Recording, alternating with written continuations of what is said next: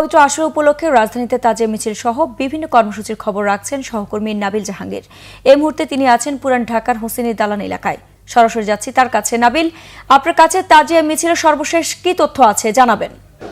আইরিন, আপনি জানেন যে পুরান ঢাকার এই যে হোসেনী দালান এখান থেকেই কিন্তু আসলে দেশের সব থেকে বড় যে তাজিয়া মিছিলটি সেটি বের হয় এবং এই মুহূর্তে আমি নিশ্চয়ই আপনাকে দেখাতে পারছি যে তাজিয়া মিছিলের যে প্রস্তুতি সেটি কিন্তু চলছে এবং এই তাজিয়া মিছিলটি এখান থেকে বের হয়ে আশপাশের এলাকা প্রদক্ষিণ করে ধানমন্ডি যে লেক সেখান পর্যন্ত যাবে। আপনি জানেন যে 61 হিজরিতে আসলে কারবালার প্রান্তরে যে মর্মান্তিক ঘটনাটি ঘটেছিল, অর্থাৎ ইমাম হোসেন রাদিয়াল্লাহু তাআলা আনহুকে যে হত্যা করা হয়েছিল, ইয়াজিদের সৈন্যরা যে হত্যা করেছিল, সেই দিনটিকে স্মরণেই কিন্তু শিয়া সম্প্রদায়ের যারা মুসলমান রয়েছেন তারা কিন্তু এই তাজিয়া মিছিলের যে পর্বটি সেটি কিন্তু তারা পালন করে থাকেন এবং সেখানে কিন্তু সেই দিনের বিভিন্ন প্রতীক ব্যবহার করা হয়, যেমন তাজিয়া রয়েছে, সেই সাথে হচ্ছে দুলদুল ঘোড়া এবং খুনি ঘোড়া সহ বিভিন্ন ধরনের সিম্বল কিন্তু ব্যবহার করা হয়। আপনি নিশ্চয়ই দেখতেই পারছেন যে বিভিন্ন ধরনের নিশান ব্যবহার করা হচ্ছে এবং এই দিনটিতে কিন্তু শিয়া মুসলমানরা যেই আচারগুলো পালন করেন তার মধ্যে এই তাজিয়া মিছিলটি কিন্তু অন্যতম। বাংলাদেশের বিভিন্ন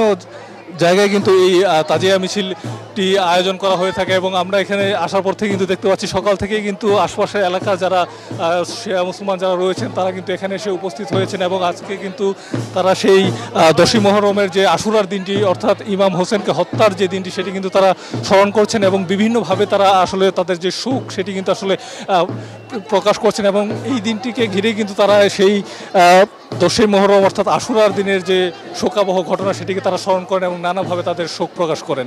আইরিন, ধন্যবাদ নাবিল।